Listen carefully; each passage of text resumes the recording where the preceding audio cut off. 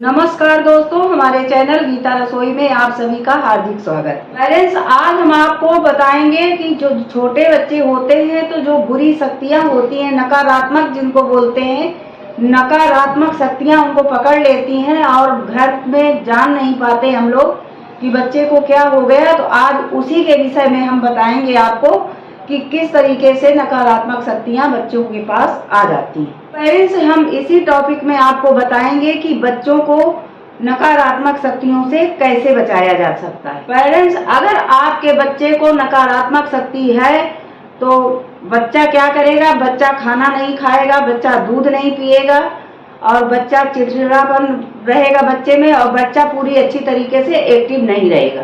और पेरेंट्स, आप कितनी भी बच्चे की दवा अच्छे से अच्छा इलाज करवा लें, कितनी भी दवा करवा लें, लेकिन बच्चा आपका ठीक नहीं होगा।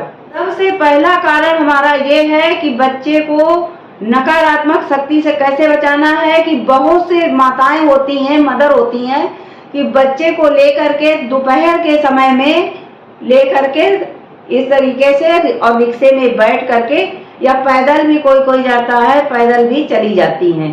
तो इस तरीके से बच्चे को इतनी धूप और बच्चे को इतनी दोपहरी में बच्चे को लेकर के कभी भी मत जाना चाहिए, नहीं जाना चाहिए। अगर आपको कोई जरूरी काम है तो बच्चे को मॉर्निंग या इवनिंग में आपको लेकर के बच्चे को जाना है।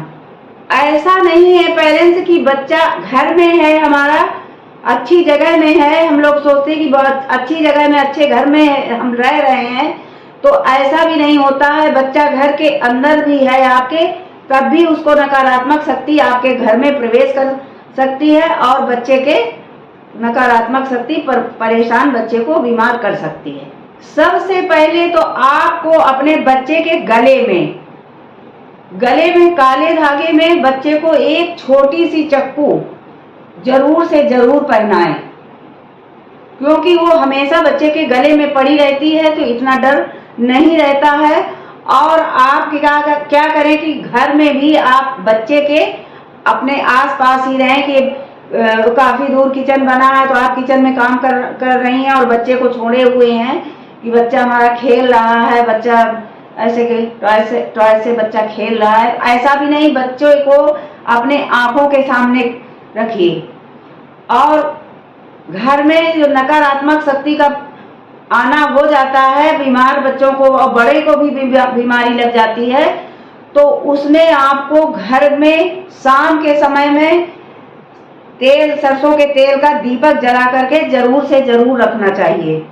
जो उससे नकारात्मक शक्तियां जो होती हैं वो दूर ही भागती हैं, घर के अंदर प्रवेश नहीं कर पाती हैं।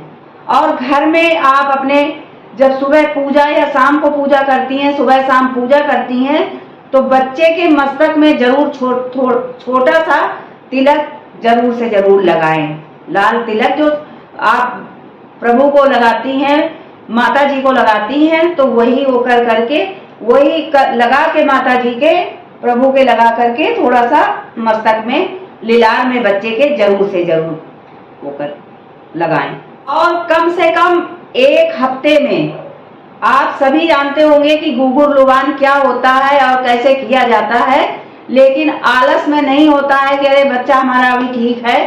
उसको भी आपको हफ्ते में एक दिन जरूर से जरूर करना है। पूरे घर को आग बनानी है, आग बना करके गुगुर लुबान डाल करके, और आपको जितने कमरे आपके बने हुए हैं जहाँ वहाँ तक आप धूप को उसको गुगुर लुबान से इस तरीके से करके जब धुआं उठने लगता है तो अपने कमरों में और हर जगह में जहाँ आप लोगों का मतलब बना हुआ है, रहती हैं, बैठती हैं, और उसमें जरूर से जरूर कमरों को इस तरीके से करके धुपाएं।